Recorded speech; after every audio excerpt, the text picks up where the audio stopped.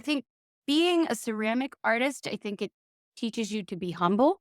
I think it teaches you to be resilient. And I think it teaches you to get up, when you open up the kiln and all your stuff blew up, right? What is up, Shape Nation? This is Nick Torres here, and on this episode of Shaping Your Pottery, I got to interview Alina Hayes. Alina makes some really incredible sculptures, and they're just really awesome. In this episode, Alina dives really deep on how she creates her unique and awesome sculptures. You'll also learn about why you shouldn't be taking yourself too seriously with your own pottery. You'll also learn about Alina's best advice to help you start selling your own pottery. And finally, she gives some really amazing tips on how you could find your own unique voice and how you can start making that voice come to life. And there's so much more in this episode. I hope you guys enjoy it. I'll see you guys in there. Alina, welcome to Shaping Your Pottery and share with me what is something you believe potters should be doing to have success in pottery. Well, thank you for having me. I think it's important for potters to keep making. I think that if you're busy and you're constantly exploring, I think that's really helpful. I think that also surrounding yourself with other potters, it's a very communal art. I think being in a group together, you could do shows together, things like that. So I think that's very important. And also just get out of your own way because you're probably your own worst critic. And, it's difficult to really just focus on making the work if you're constantly criticizing and standing in your way. And yeah, and also, don't expect the the shows, the notoriety, the things, don't expect them to come your way all the time and really go after it and hustle, and don't just expect for things to come on their own. It happens very rarely. And I think that the harder you hustle and the harder you go after what you want, I think it'll end up, in the long run, I think it's gonna be more successful for you. I absolutely love that. Shape Nation, keep making pottery, surround yourself with other creatives, and get out of your own way. Keep making. I love that so much. So, tell me the story how you got started making pottery. So I was working an office job, a very boring office job, and I had dropped out of art school and I was just working a job and I was really kind of bored out of my mind. And this woman told me to take a wheel throwing class and at a creative arts center in Burbank, California. And so I was like, yeah, I'll try it out. And I fell in love with it. I fell in love with it. It was something that came very naturally to me. I loved the symmetry. I loved that there was a beginning, middle, and an end, that you could throw a pot and then trim it, glaze it, and it's done. And so I started doing that. And then I read an article in Ceramics Monthly about this woman who was the head of ceramics at CSUN, California State University, Northridge, and her name was Patsy Cox. And I loved all the things that she stood for and all the wonderful things that the article said about her. And I said, you know what? I'm going to go back to school and I'm going to take ceramics as my major. And I did. And been making ceramics for 15 years now. I love that. So, as you mentioned, you went back into art school. Can you tell me about why you decided to get your master's in fine arts? So that would honestly have to be Patsy because she was a mentor of mine. And I had just wanted, I had a chip on my shoulder that I dropped out of school, and I knew I wanted to get my bachelor's degree. And at that, it was, she mentioned that maybe I should go back and get my master's as well. And I really wasn't sure. I wasn't sure if I wanted to teach. And she said, just do it. And I think that having that push, I went ahead and I completed the program. And I honestly think it was incredible because I learned that I really did love teaching afterwards. So, how did this time getting your master's degree help you with your growth as an artist?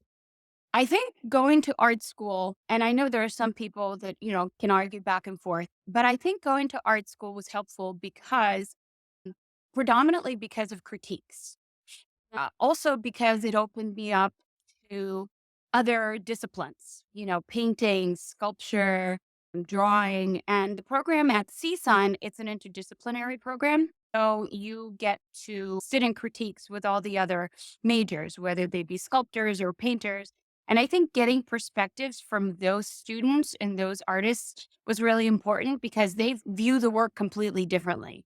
I think with ceramics, we could really get trapped in this idea of, glazing, temperature, kilns, and we could really focus on technique more than the thought behind the work, which is, a bowl is a bowl, a cup is a cup. But I think there could be so much more to that type of work if you just kind of start thinking about it and think about why you're making this type of shape, why you're making this specific object. So I think it was important for me to really done my work. And I think people brought up some wonderful ideas about where my work can go. And so I think that was predominantly the most helpful thing about it. I love that. Shape Nation, if you can learn to reflect your own pottery, your own work, then your pottery is going to grow and you're going to have so much more success in that. I love that. So, what is something you learned from your time getting your master's that you still use today? Was this little tool that I was introduced to, and I meant to bring it here, but I'm sure you know what it is. It's the serrated rib.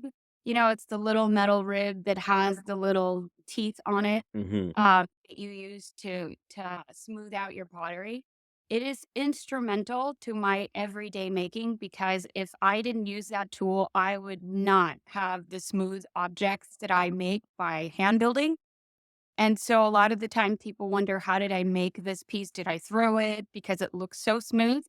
It's because I use that rib and it's huge. It's my all-time favorite tool. I love that. So, we're going to talk more about that in a little bit. But earlier you mentioned that your growth as an artist came from critiques from other artists and new perspectives came from that. What perspectives would you say did you learn from other artists? What other perspectives did I learn from other artists? That's a tough one. Well, I think it would have to be just, not to take yourself too seriously. And again, just kind of allow the work to speak for itself. Tend to be somebody who overthinks about the work. I sort of I criticize myself in a lot of ways. And I think, that fear is just it can stay in the way of being creative.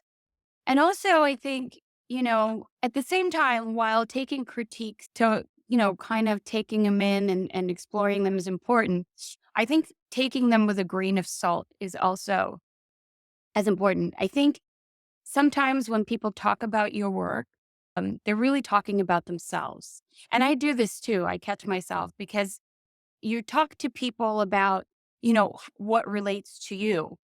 And so I think that would probably have to be the thing that I would say.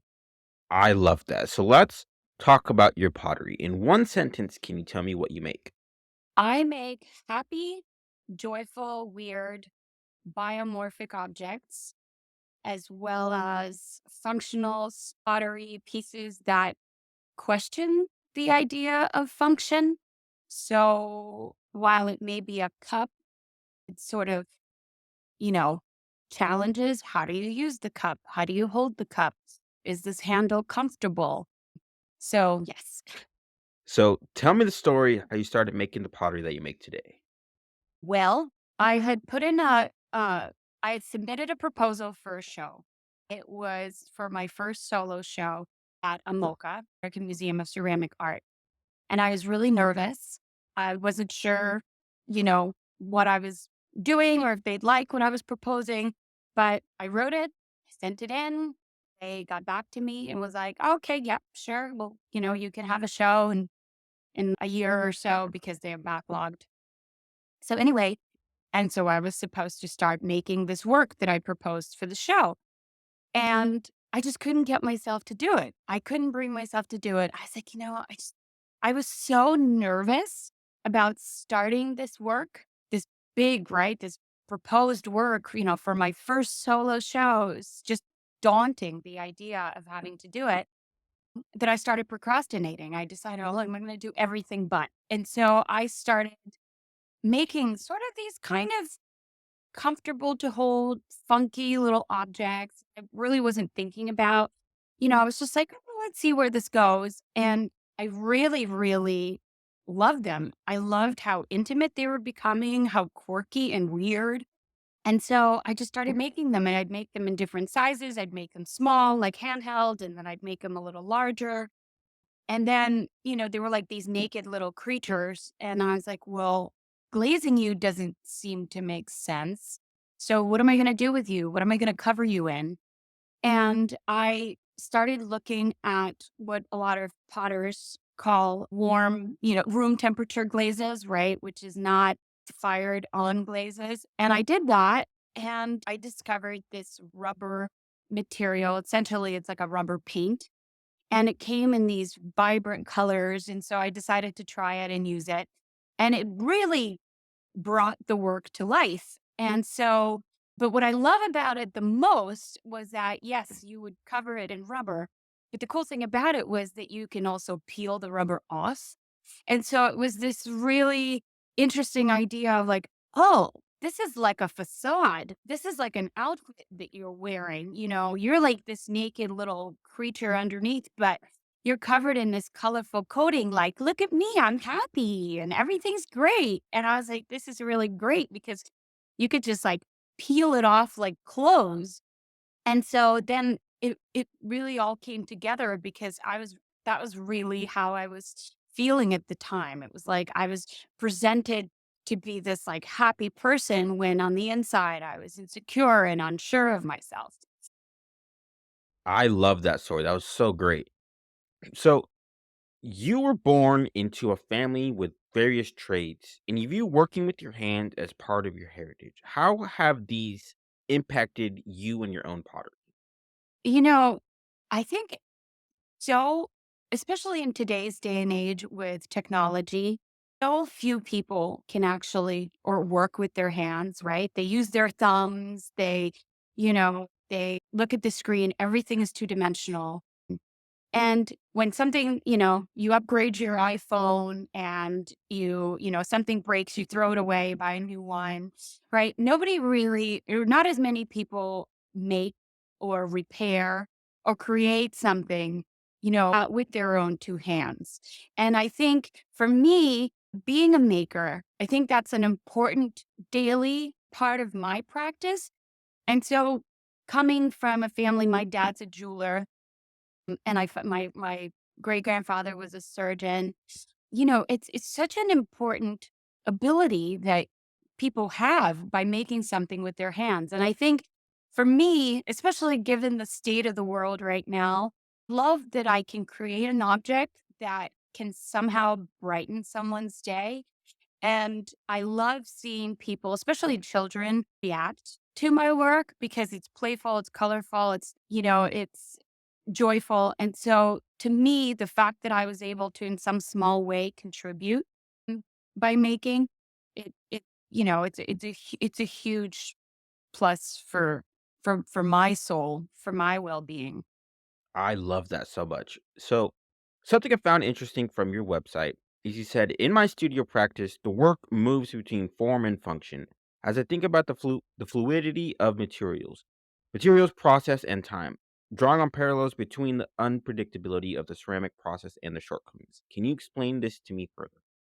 Yes. So, you know, a lot of potters know this. We rely on the kiln, right? And we don't really know what the final product will be. We try, we test, right? But in the end, you make 2 months worth of work, and then you put it in this giant oven, and then you cross your fingers and you hope for the best, right? And I think that's a lot of that is like that in life, and I think being a ceramic artist, I think it teaches you to be humble. I think it teaches you to be resilient, and I think it teaches you to get up, when you open up the kiln and all your stuff blew up, right? So, painters, they work on their paintings for months on end, and they know that they will have an end product, right? That's not always the case with ceramics. I think for me, I always felt that if I was seating, so I was making work, I was also teaching, and I'm also a mom. So I have, a family life and people that I'm responsible for. And I think for me, I always felt like if I was, doing really well at teaching, then my personal work would suffer. If I was being a great mom and really dedicating my time to my family, then maybe I wouldn't have the same time, or wouldn't put in the same type of effort into my teaching. There just wasn't enough time for everything. And so when you're constantly feeling, you know, down about yourself, like I'm never measuring up to this full, persona that I have to have. It's hard. And I think with pottery, there's like a kind of a metaphorical, connection between that, your life and pottery. I love that. Shaping Nation, there are gonna be times when, life's maybe gonna be hard or life's gonna be exciting, but you could take that and use it as motivation and continue to make great work, continue to build yourself as a person and in your own life. I love that so much.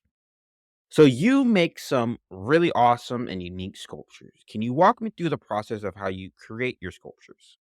Yes. So part of what is I look for, and sometimes I look for it, and sometimes it inadvertently makes its way into my work. So I think about pop culture. I think about different toys. I think about animation, like for instance, the candy nerds. I think about, different sort of, and so that kind of, starts to inspire some of the forms. Then I also think about, you know, us biomorphic objects. And so it depends on the piece. So sometimes I'll sketch it out. Sometimes I'll just start throwing on the wheel and exploring. So depending on the size of the pieces is what the method with which I make them. So if they're small, I will most likely wheel throw all the parts and then assemble them together. If they're larger, then I would probably coil build them and then maybe add some wheel thrown parts that are smaller. So it really depends on what I'm making. Sometimes if I really like the small version of the piece, then I can, scale it up and make a bigger version of it. Like the piece that you see behind me, that's that kind of white beigey piece right there. That is made with both coil built parts and wheel thrown parts. So being a mom and just being busy, I've developed sort of a method of figuring out how I can build this piece the fastest. So depending on, how can I make this object appear as quickly as possible? So that's what I end up doing. Sometimes wheel throwing portions of the piece is really helpful in making it move along faster. I love that. Shape Nation, if you are looking to kind of speed up things, maybe try combining different techniques together. That way, you can speed up the process and your idea can truly come to life. So, now, earlier you mentioned that the one all be all tool that you use is the metal rib with the rigid. Can you explain to me how you used your metal rib? Yes. So what now, that the clay molecules are flat, right? And they're slippery. So we use this process called score and slip, right? Which is, taught to it from the very beginning, right? So what I like to do is I like to scratch the surface, right? Which would be scoring before I attach another coil. And then, but if you've tried hand building, you know that with hand building, it can kind of go in and out, and it can kind of be lumpy and bumpy. That is something that I really disliked about hand built pottery because I loved the wheel. The wheel was my first love. I threw everything on the wheel. I loved symmetry. I loved how all the pieces came together. So for me, having this lumpy, bumpy business was like, oh, this is an amateurish type of thing. Like so, the rib allows you to move the clay from the high points to the low points to fill in like that irregularity. And it's beautiful because after you're done, it really moves the clay. And so then it prevents cracking. And then once you smooth it out, which is, I suppose, my other favorite tool is the red mud tool. Not sponsored. They still haven't sent me a free rib. It really is amazing because the silicone rib really then allows you to smooth out that object, and then you get like this perfect, it almost looks wheel thrown, right? Because I don't know. It's, what can I say? It's a flaw. So, but yes, but I love smooth. I love smoothing things out. And so yes, so that tool hands down allows me to really, really equalize the wall. Absolutely love that. So let's talk about the business side of making pottery. Can you tell me about the moment when you decided to go full time with your pottery? I I started selling my pottery on Etsy. I did a few shows, meaning like little, community shows, like sales, holidays type of sales. And Etsy was really becoming popular at the time. And Etsy was really this, well, at the beginning of Etsy, it was very different than what it is today. It was where you could view all the ceramics more or less on 1 to 2 pages. It was There was absolutely no vintage, no commercial, none of that stuff there at all. It was just completely purely handmade. And I started selling my work on there, and the work sold. And so I really saw the potential in starting to, really put put my work out there and sell it. And that's what I did. And as Etsy grew and as my work grew, I began to realize that I was no longer, I was no longer selling mugs for $20 a mug. And so I realized that that was no longer a platform for me. And then another thing also to, take into account is that Etsy's priorities changed. Etsy was interested in making more money. Etsy was interested in introducing, vintage, antique, small, shops that were made in foreign countries, right? That were claiming themselves as quote unquote handmade, right? Meanwhile, they're a factory in China selling the stuff for $10. And so it wasn't a place for me anymore. And I think this has to do a lot with social media in general. When you're using somebody else's platform, like Instagram or Facebook, right? You're at their discretion. You're at the discretion of their algorithms. If you want people, if they want people to see your work, those people will see your work. If they want to bury you somewhere and they don't want your, then that's on you, right? So actually part of it was funny. Some time ago, I had to email Instagram because they kept flagging my work as sex toys. And I was like, these are not sex toys. I assure you, this is just ceramics, just weird stuff that I make. But they're like, well, this is, so but this gives you, you have to have your own platform. And so I think that's why building your own website that you control and send traffic to on your own, whether it's advertising through Google, then you control, right? Who sees your work, and then you control it. So they can't tell you, what you can and cannot do. And so I think having your own place that you're in charge of, I think is very important. I love that, and I definitely agree with having your own place to charge it because the algorithm can definitely change, and everything else can just definitely go out the wall. Having your own place to sell it is definitely the go-to move. I love that. Yeah. And just really quick, I've known artists with, thousands of people who follow them, 20,000, 10,000, and their accounts have been hacked. Like their Instagram account has been hacked and they couldn't get it back for months. In some cases, they couldn't get it back at all. That's huge, right? Like if you have a big sale coming up and all of a sudden somebody, takes over your account, what do you do then? Yeah, definitely agree 100%. So outside of having your own platform to drive traffic to, what else helped you the most with selling your pottery? Flying to shows. You know, I don't know if it's because my work is always changing, or if what I found happened was, when I was making all functional work, and this would have been around 2017, like I was making cups and bowls and teapots and things.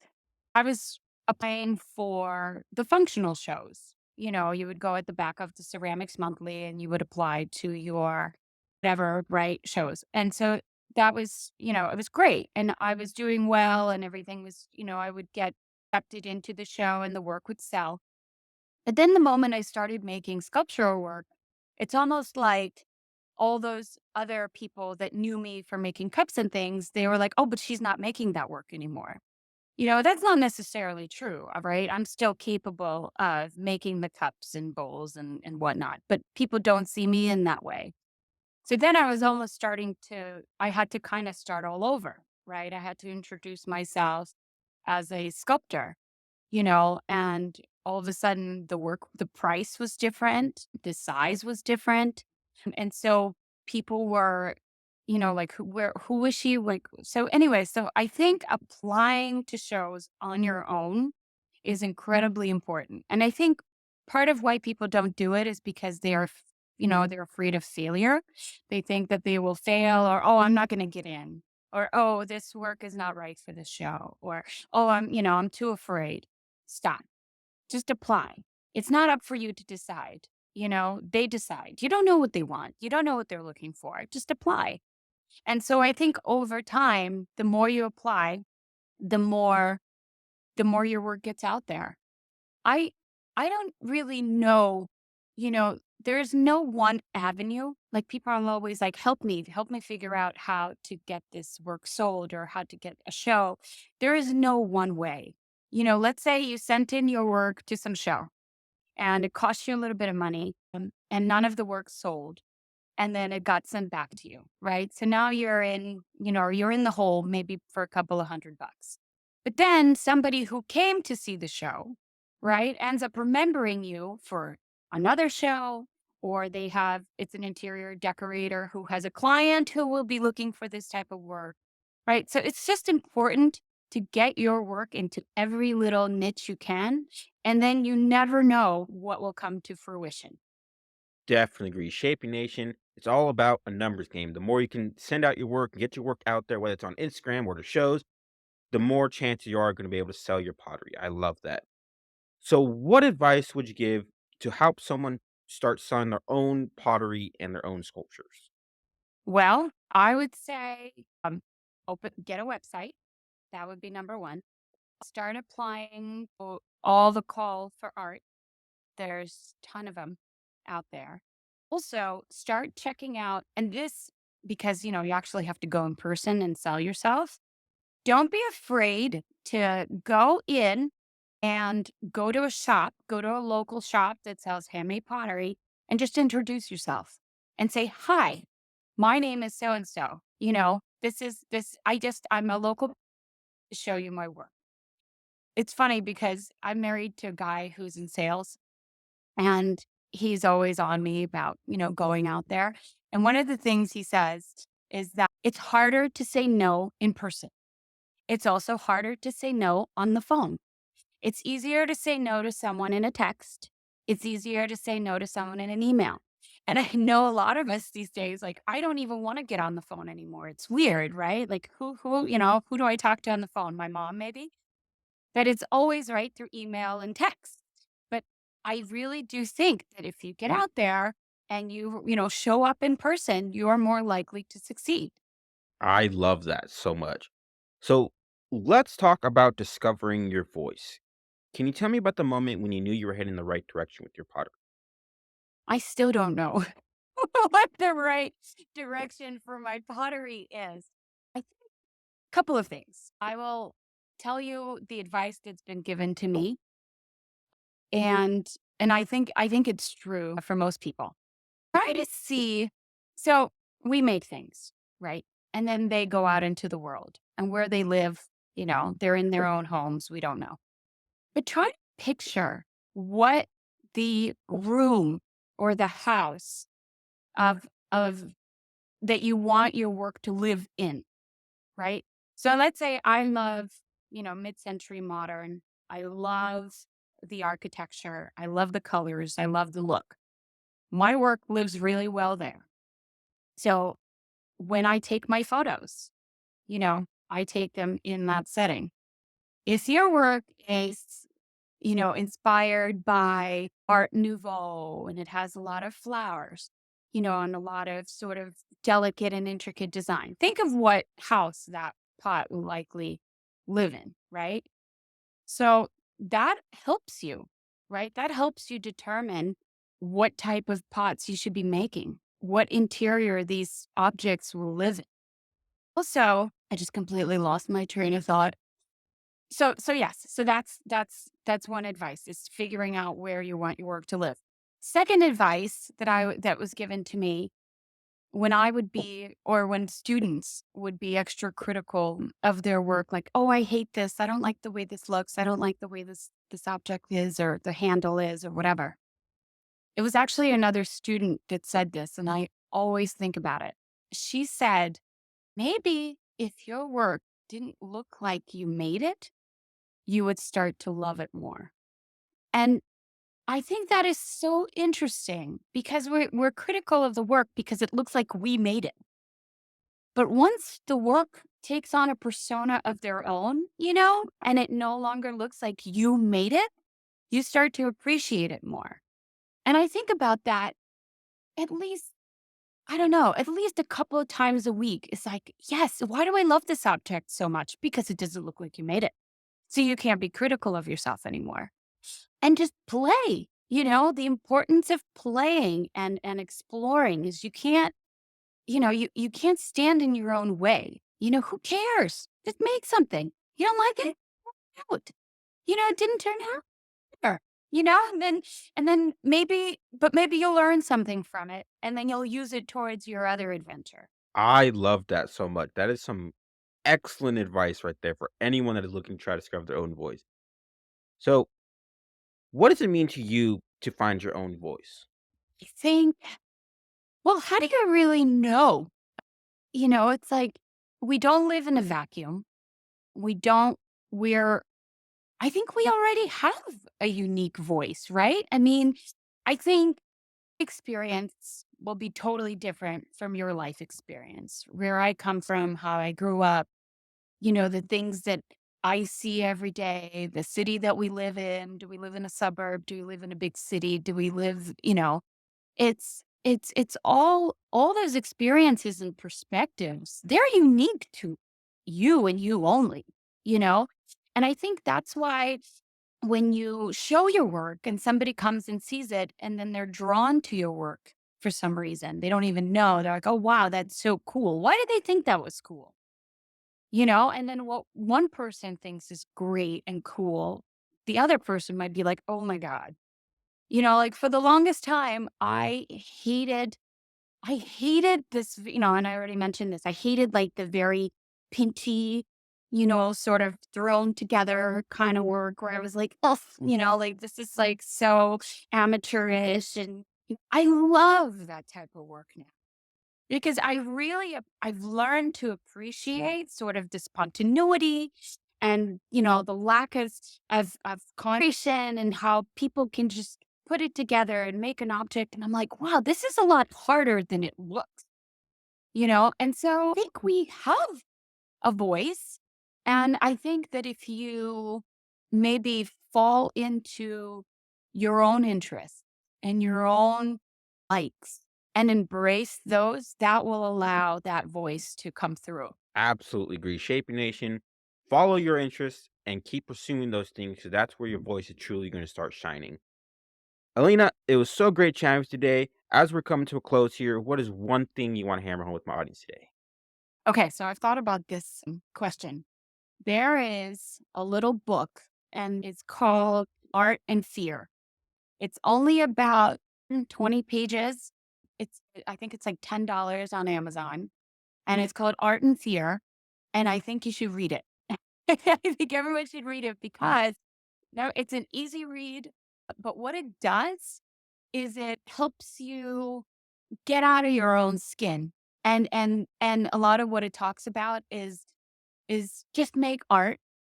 It doesn't have to be monumental. It doesn't have to, save the world. Just make your art.